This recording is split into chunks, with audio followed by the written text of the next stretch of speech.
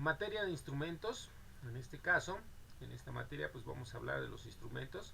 Básicamente los primeros que vamos a conocer son los tres instrumentos que trabajan con presiones.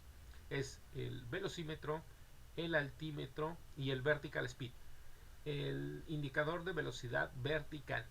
Este instrumento trabaja a través de la presión total, que es obtenida por el tubo pitot, la presión estática, que es a través de los puertos estáticos, y una presión dinámica que es calculada por la diferencia entre estas por la ecuación de Bernoulli. Entonces, nosotros vamos a trabajar con la presión, entonces vamos a tener que el velocímetro va a trabajar con la presión total y con la presión estática. Y sin embargo, el altímetro va a trabajar solamente con la presión estática y el indicador de velocidad vertical solamente con la presión estática. Entonces, analizamos estos primeros instrumentos, hacen uso del tubo pitot, hacen uso de los puertos estáticos, tanto el tubo pitot como el puerto estático son tomas que van a tener todas las aeronaves y a través de estas nosotros vamos a poder determinar ciertas presiones. Si nosotros hablamos de la ecuación de Bernoulli en referencia a las presiones, la presión total es igual a la presión estática más la presión dinámica, y la presión dinámica es representada por la energía cinética, que es equivalente a la densidad por la velocidad al cuadrado sobre 2. Es importante que nosotros lo tengamos presente porque si en algún momento nosotros queremos diseñar el sistema propio del avión, debemos de entrarle a la matemática, y el objetivo de un técnico superior universitario pues es que diseñe un propio avión. El instrumento, como el altímetro, va a utilizar un diafragma. Este diafragma es una cápsula aneroide que está encapsulada al vacío. Entonces, prácticamente dentro de esa cápsula no hay nada, hay un vacío completo. Entonces es muy sensible. Inmediatamente cuando ella siente una presión a través de los puertos estáticos, se calibra una lectura a través del sistema de engranajes. También aquí vamos a tener engranes que están acoplados, engranes pequeños que se acoplan con engranes grandes. Estos acoples requieren de algunos ajustes o cálculos matemáticos de proporcionalidad. También, si quieren ser diseñados, necesitamos entrarle a la matemática, directamente a la mecánica. Entonces, a partir de la presión que sienta el diafragma, va a determinar cierta altitud.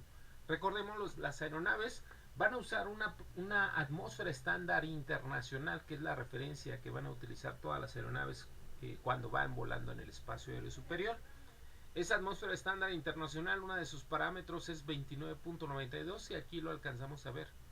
Cuando el avión va en el espacio aéreo superior, a través de esta palanquita nosotros ajustamos a 29.92 y inmediatamente lo que vamos a obtener va a ser una lectura de altitud.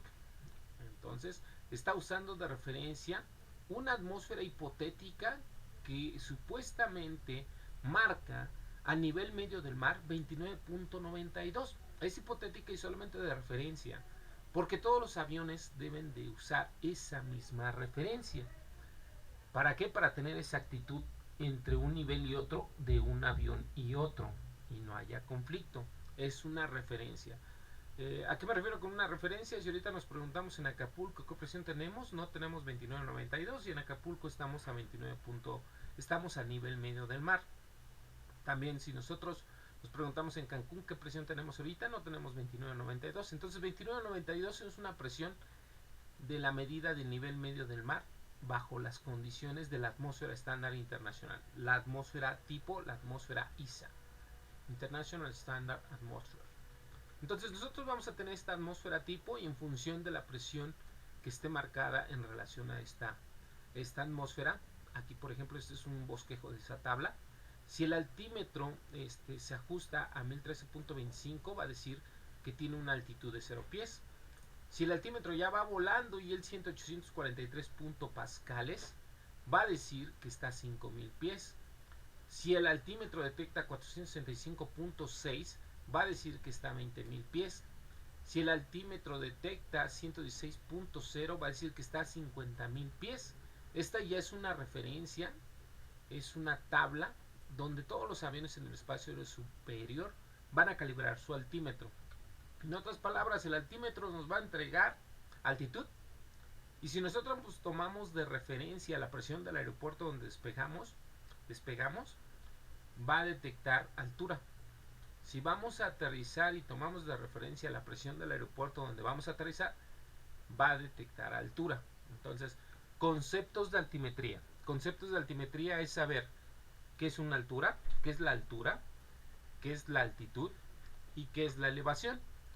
Si el avión está estacionado en el aeropuerto y nosotros ponemos la atmósfera estándar internacional, el altímetro va a detectar elevación del aeropuerto. Y así es como nosotros podemos detectar si el altímetro está descalibrado y podemos decir si es necesario cambiarlo o no, porque uno de los manuales que debemos de conocer y tener presentes es el manual general de mantenimiento, el manual general de operaciones, el Aircraft Maintenance Manual, y en esos manuales va a aparecer exactamente va a aparecer cuánto tenemos permitido que ese altímetro esté desajustado. Entonces, a partir de ahí nosotros decimos si necesitamos cambiar ese altímetro o no.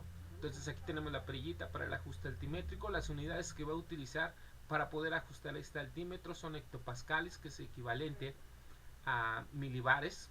Entonces, la atmósfera estándar internacional en hectopascales es 1013 hectopascales. Y también la otra unidad es 29.92 pulgadas de mercurio. Son las dos unidades básicas que va a utilizar el altímetro.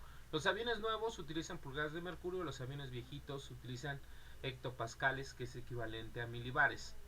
Entonces nosotros vamos a tener la lista de equipo mínimo. En función de lo que nos diga la lista de equipo mínimo, vamos a determinar si el avión es aeronavegable o no es aeronavegable. Considerando dentro de los conceptos, vamos a hablar de la ley de termodinámica. Entonces, la ley de conservación. Entonces, la ley de termodinámica nos dice la energía no se crea ni se destruye, solo se transforma. Entonces, si nosotros la aplicamos, los motores transforman su energía. Transforman una energía química en una energía mecánica, una energía cinética en una energía mecánica. Toma aire en movimiento, ese aire en movimiento lo transforma a un movimiento de la turbina. Entonces es una transformación de energía. Dentro de la segunda ley de la termodinámica vamos a tener el concepto de entropía. Entropía es todo sistema aislado siempre tiende al desorden. De ahí sale el concepto, la naturaleza siempre tiende al desorden. El desorden es el movimiento de las partículas, más bien es el posicionamiento de las partículas. Podemos decir que las partículas son ordenadas o son partículas desordenadas. Entonces, el grado de desorden en las partículas es medido por el concepto de entropía. Cuando nosotros diseñamos un motor, debemos de considerar el grado de entropía del sistema y específicamente en un motor de combustión interna alternativo. Recordemos, el motor, pues van a decir, es un motor, no es un instrumento del avión. Es importante saber ciertos parámetros que los vamos a ver en los instrumentos del avión, que determinan parámetros del propio motor. Entonces, los motores, pues también de cierta forma forman parte del esquema general de todos los sistemas de cualquier tipo de aeronave. Vamos a tener las tres leyes de Newton. La primera ley, la ley de inercia. Un cuerpo va a estar estático a menos de que otra fuerza venga y altere su estado estático. Segunda ley de Newton, fuerza es igual a masa por aceleración. Tercera ley de Newton, la ley del karma, a toda acción hay una reacción de igual magnitud, pero en sentido contrario. Entonces nosotros aplicamos la fuerza es igual a masa por aceleración, en donde cuando nosotros estamos produciendo empuje, tenemos cierta masa de partículas de aire que la aceleramos y generamos una fuerza conocida como empuje. Las leyes de inercia son aplicables cuando nosotros consideramos que el avión está estático y tiene sus cuatro fuerzas básicas. Es el levantamiento, vamos a tener el peso, la reacción del peso, el empuje y la resistencia al avance. Cuando el avión ya mantiene una velocidad constante, también se considera que está estático. Está vamos a decirlo, también se considera con una velocidad constante que el avión está en equilibrio. Se dice que el avión está en equilibrio porque ahora mantiene un equilibrio traslacional, porque mantiene una velocidad constante. Mientras mantenga esa velocidad constante, nosotros seguimos aplicando las leyes de Newton. Entonces, en ese punto nosotros vamos a determinar el equilibrio a partir de las 4 fuerzas básicas: levantamiento, peso, resistencia y empuje. Vamos a tener la clasificación de las aeronaves. Es importante mencionarlo. Las aeronaves se van a clasificar en aeronaves subsónicas, transónicas, hipersónicas, dependiendo de en relación a la velocidad de esa propia aeronave, que se mueva en relación al sonido. Nosotros vamos a determinar si una aeronave es subsónica cuando va arriba de Mach 0.3. ¿Qué es el número de Mach? El número de Mach es la velocidad de la aeronave en relación al sonido. ¿Qué quiere decir? Si te dicen el avión va volando a 0.3 de Mach, significa que está volando al 30% de la velocidad del sonido. Eso quiere decir. Nosotros vamos a tener cierto comportamiento del aire. En este caso nosotros podemos considerar que prácticamente el aire es incompresible cuando tenemos un Mach arriba de 0.3. Entonces vamos a preguntarnos, ¿qué es el flujo compresible y qué es el flujo no compresible? Entonces, la compresibilidad de un flujo. La compresibilidad de un flujo es básicamente la medida en el cambio de la densidad. Los gases en general muy comprensibles, la mayoría de los líquidos tienen una compresibilidad muy baja. Por ejemplo, una presión de 500 kilopascales. La compresibilidad hace referencia al cambio de densidad. Entonces, si nosotros ya tenemos cambio de densidad en nuestro flujo, vamos a alterar las líneas de corriente que vamos a tener en nuestra propia aeronave. Si nosotros modificamos esas líneas de corriente dependiendo de la compresibilidad, vamos a generar mayor sustentación o menor sustentación, porque las líneas de corriente, entre más pegadas vayan a la aeronave, vamos a tener mayor estabilidad y en consecuencia vamos a tener mayor sustentación en la propia ala de la aeronave. Entonces vamos a tener flujo transónico. Flujo transónico es cuando estamos de 0.8 a 1.2 de Mach. Se dice que es transónico porque el avión está volando un poquito abajo de la velocidad del sonido, exactamente a la velocidad del sonido, y un poquito arriba de la velocidad del sonido, de 0.8 a 1.2 de Mach. Se dice que el avión es supersónico. Se dice que el avión es supersónico cuando va de 1.2 a 5 de Mach. Y se dice que un avión es hipersónico cuando va arriba de Mach 5. Entonces vamos a tener cierta clasificación, vamos a tener cierto comportamiento, en este caso del aire, en función de la velocidad del Mach. Entonces esto es importante. ¿Por qué nos interesa saberlo? Porque al final de cuentas nuestra propia aeronave va a reaccionar en función del aire que lo envuelva. Entonces, un flujo incompresible se clasifica en compresible o en incompresible dependiendo del nivel de variación de la densidad del flujo durante su movimiento. La incomprensibilidad es una aproximación y se dice que el flujo es incomprensible si la densidad permanece aproximadamente constante a lo largo de todo el flujo.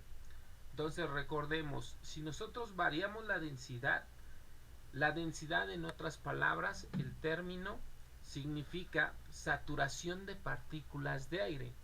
Entre más denso el aire esté, más saturado de partículas vamos a tener el aire. En este caso, si tenemos mayor cantidad de partículas de aire, pues vamos a generar una mejor aerodinámica en la propia aeronave. Si tenemos una baja densidad de aire, pues especialmente en los motores, pues vamos a tener que pegarle al rendimiento. El avión, en los motores, el rendimiento se va a penalizar por la densidad del aire. No es lo mismo la densidad del aire en el aeropuerto de la Ciudad de México. Es un aeropuerto que tiene mucha elevación, 7000 y tantos pies. Pasa lo mismo con el aeropuerto de Toluca, es un aeropuerto de 8000 pies. Y también pasa lo mismo con el aeropuerto de La Paz, Bolivia.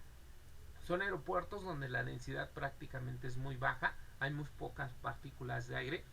Nos pasa a nosotros cuando escalamos una montaña o cuando vamos a escalar el Nevado de Toluca o vamos a escalar el Iztaccíhuatl.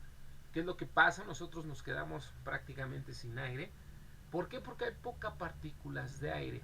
Entonces, dependiendo de las partículas de aire, dependiendo de la densidad, vamos a hacer que los motores trabajen de forma óptima o de cierta forma se penalice su rendimiento. De ahí es una de las cosas que afectan en las operaciones aéreas. Por ejemplo, el aeropuerto de Toluca, si tú trabajas con un Boeing 737, con un Airbus 380, la penalización de ese aeropuerto por la poca densidad que tiene, pocas partículas de aire que tiene en ese aeropuerto, un avión como el Airbus 380 que a lo mejor tiene una capacidad de 180 pasajeros, 160 pasajeros dependiendo del modelo, y también un 737 con capacidad de hasta 150 pasajeros, en el aeropuerto de Toluca, en función a su densidad, está sacando la mitad de su capacidad. Quiere decir, un 737 que puede sacar 160 pasajeros, solamente está sacando 80 pasajeros. Y pasa lo mismo con el Airbus.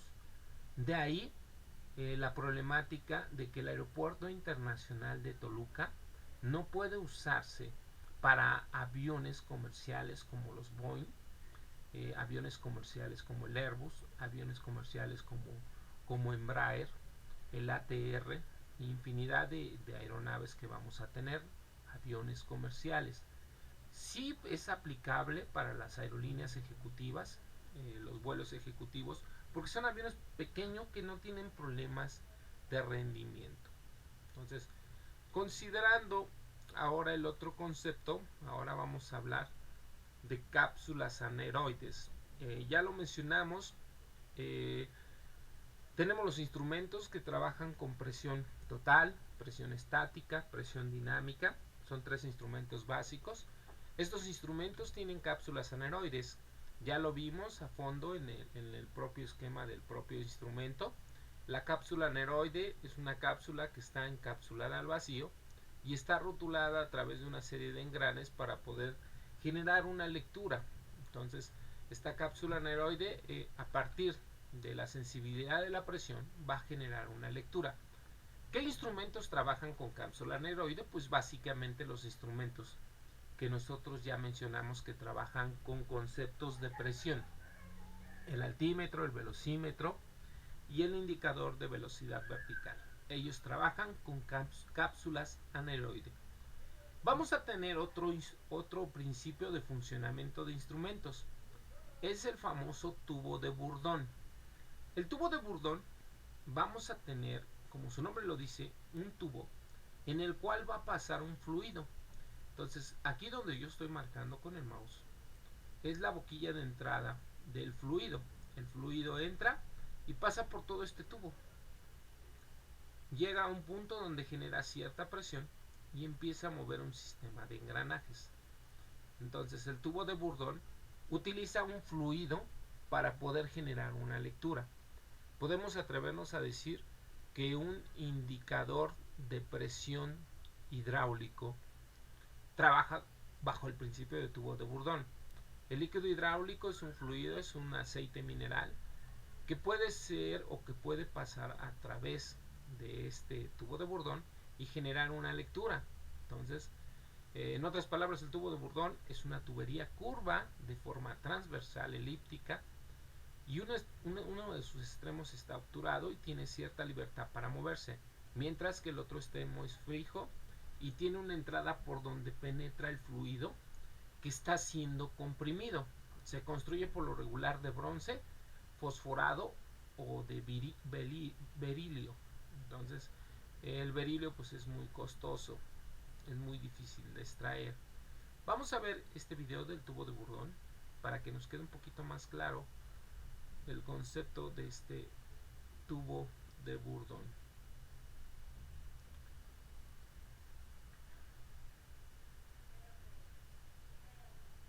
Ahí tenemos el sistema de indicación del tubo de Bourdon. Ahí es la boquilla de entrada.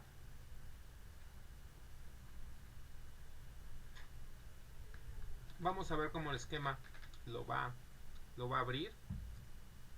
Tenemos el sistema de engranajes en el cual va a detectar la presión que va a provocar ese propio fluido.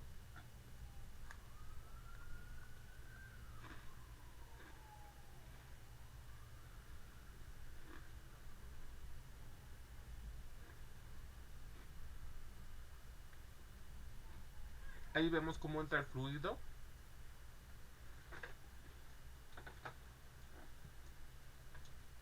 Y a través de esa presión por el fluido se mueve una serie de engranajes y genera esa lectura. Entonces, para un indicador de presión de aceite, para un indicador de presión de temperatura, lo podemos utilizar. Vamos a seguir viendo el video. Aquí tenemos otro video. Con Grammarly puedes escribir Nos en inglés aparecieron los comerciales. Vamos a quitar los comerciales. con las correcciones. Hola amigos, en este vídeo quiero desmontar un pequeño manómetro de presión de aire para ver sus componentes y comprender su funcionamiento. Vamos a verlo. Lo primero que van a hacer es quitar el plástico protector.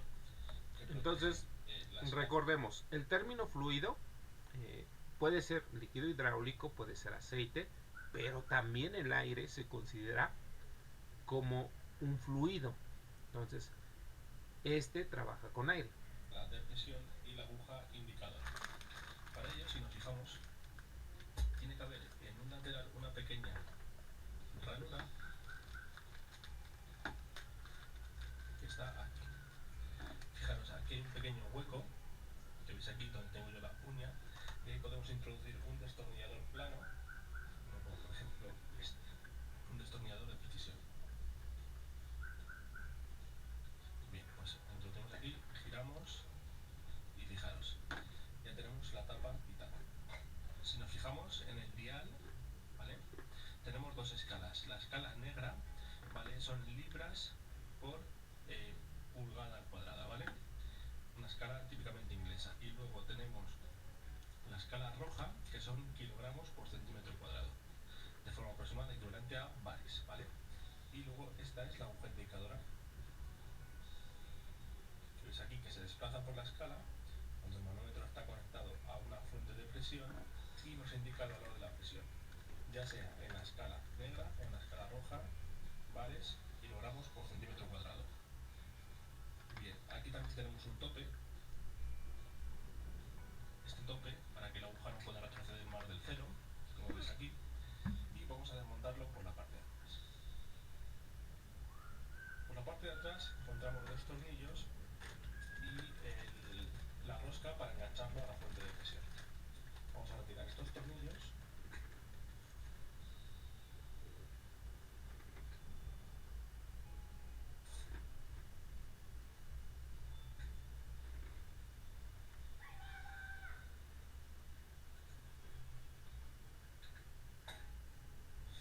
Bien, ya tenemos aquí el otro tornillo y esto ya sale con mucha facilidad hacia aquí. Bien, esta es la carcasa de plástico que protege el instrumento y como podéis, Y ahí podemos apreciar un tubo aplastado, ¿vale?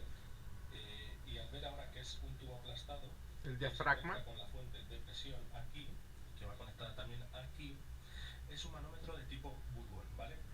¿Qué significa esto? Pues muy sencillo. Cuando nosotros introducimos, por ejemplo, aire a presión por aquí, el aire recorre también este tubo que está aplastado, aunque parece una lámina metálica, es un tubo aplastado, ¿vale? Ese tubo, con la presión del aire, sufre una expansión, es decir, hacia aquí, así, ¿vale? con la presión del aire en el interior y cuando está relleno, sufre una expansión así. Y genera con el dedo, una lectura. o con el destornillador se movería. Entonces ese sería el tubo de Bourdon, en este caso, que trabaja con fluido de aire. Entonces el tubo de Bourdon es un principio de funcionamiento que se utiliza para uno de los instrumentos, indicadores de presión de aire.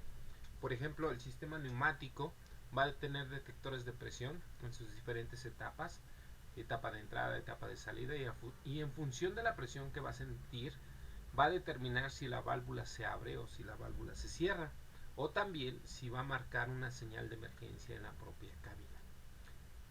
Continuando, las características que deben de tener los instrumentos. Los instrumentos van a estar en la cabina de pilotos, en consecuencia pues deben de ser pequeños. Siguiente, pues deben de ser livianos, no deben de pesar mucho, porque recordemos, cualquier peso adicional que tengamos en una aeronave nos va a cobrar factura por combustible. Entonces en aerodinámica ya lo analizamos, ya lo estudiamos. Por cada kilogramo de peso necesitamos cierta cantidad de combustible para poder generar cierto levantamiento. Las aerolíneas, tentativamente, de lo que gastan más, del 30-40% de lo que gastan en combustible. Entonces deben de ser livianos, deben de ser pequeños, deben de ser de fácil lectura, debe de ser bien iluminado, y deben de tener focos mínimos de 3 volts en su interior. Nada de que no se ve, deben de ser claros, deben de ser visibles. Todos los instrumentos deben de estar perfectamente calibrados, balanceados. Recordemos, por la simple fricción de la lectura, va a haber en todos los instrumentos un error de calibración. Entonces, ese error de calibración prácticamente debe de ser nulo. Los instrumentos deben de resistir las fuerzas centrípetas y las fuerzas centrífugas. Básicamente, y para decirlo de la forma correcta, deben de sentir las fuerzas centrípetas. La fuerza centrífuga, matemáticamente hablando, es una fuerza que es hipotética para justificar la ley de Newton, que de cierta forma genera cierto grado, pero no vamos a meternos en esos dilemas. El diseño de los instrumentos permite con exactitud. En este caso, no deben de estar sometidos a vibraciones. También los instrumentos no deben de generar interferencia uno con otro. Debido a que están muy cerca entre ellos, pueden generar cierta interferencia por el magnetismo. Entonces deben de ser instrumentos que no generen interferencia con otros instrumentos. El mecanismo del instrumento debe de ser siempre bien encapsulado, no debe ser susceptible al polvo, al agua. Los instrumentos deben resistir temperaturas de hasta menos 35 grados hasta 60 grados centígrados. Por ejemplo, en Mexicali se han llegado a sentir hasta 55 grados centígrados. Entonces los instrumentos también, los giróscopos, las unidades del piloto automático, deben de ser graduados sus carátulas de 1 a 7 octavas y de 2 a 3 cuartos de pulgada. Cualquier instrumento del avión debe de dar por lo menos 1000 horas de servicio satisfactorio. Si no garantiza las 1000 horas, no van a poder ser certificados los instrumentos. Entonces eso es importante. Todo esto ya está legislado, aparecen en la legislación de las leyes de los principales constructores de aeronaves, en los FARES. Recordemos que son los FARES, Federal Aviation Regulation, son regulaciones federales de la FAA, de la Federal Aviation Administration. Entonces esto ya está regulado en el FAR 23 y en el FAR 25, dependiendo del tipo de la aeronave. Vamos a tener condiciones de funcionamiento de los propios instrumentos. Los instrumentos están sometidos a vibraciones, aterrizajes violentos, acrobacia, a presiones anormales, temperaturas excesivas. Todos los instrumentos deben de resistir todas estas condiciones. El desgaste, demasiado apriete en los propios montajes. Entonces deben de resistir a una serie de parámetros de condiciones normales. Entonces, en mantenimiento es importante clasificar los servicios. Vamos a tener servicios mayores y servicios de mantenimiento en línea. cada vez que el avión aterrice se le debe de dar un servicio en línea. Es verificar la propia aeronave y si se le tiene que hacer algo de forma inmediata, se le da ese servicio en línea. Como dice, el servicio de línea es cuando un avión llega y tiene poco tiempo para que vuelva a salir. Ese es el servicio en línea. El servicio, de cierta forma, el mantenimiento en el hangar, es un mantenimiento programado y es cuando el avión lo tenemos hasta un cierto tiempo para poderle darle ese mantenimiento. Las reparaciones menores se pueden hacer en los propios lugares, en los equipos, y se le puede hacer en la línea de batalla. Entonces, el mantenimiento en línea es el trabajo que se puede desempeñar por los técnicos aeronáuticos y consiste en una inspección antes del vuelo. 25, 50, 100 horas, cada vez que se cumplan esas 25, 50, 100 horas, se deben de inspeccionar todos los instrumentos y eso está establecido en los programas de mantenimiento. Las inspecciones diarias, el piloto, el técnico aeronáutico en mantenimiento, el oficial de operaciones deben de verificar que todos los instrumentos básicos estén operando de manera normal. Siempre se debe de verificar la bitácora y las fallas que traen al día con día.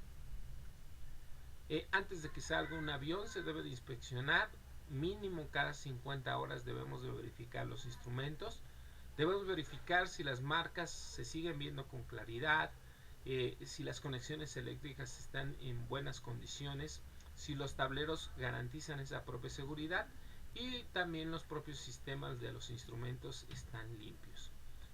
Vamos a tener que aplicar un reemplazo, una remoción cuando detectemos una indicación inexacta. Por ejemplo, yo voy a detectar la elevación del aeropuerto de la Ciudad de México y al poner el instrumento en relación al nivel medio del mar, yo debo de tener la lectura de 7700 pies.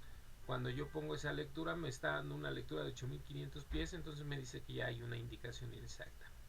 Cuando detectemos que la caja esté dañada, cuando la manecilla esté floja, cuando los cristales ya están rotos, los biseles, cuando las perillas de ajuste estén malas, la pintura ya esté mala y no se ilumine bien la propia pantalla del instrumento, y por mal funcionamiento interno del mismo mecanismo.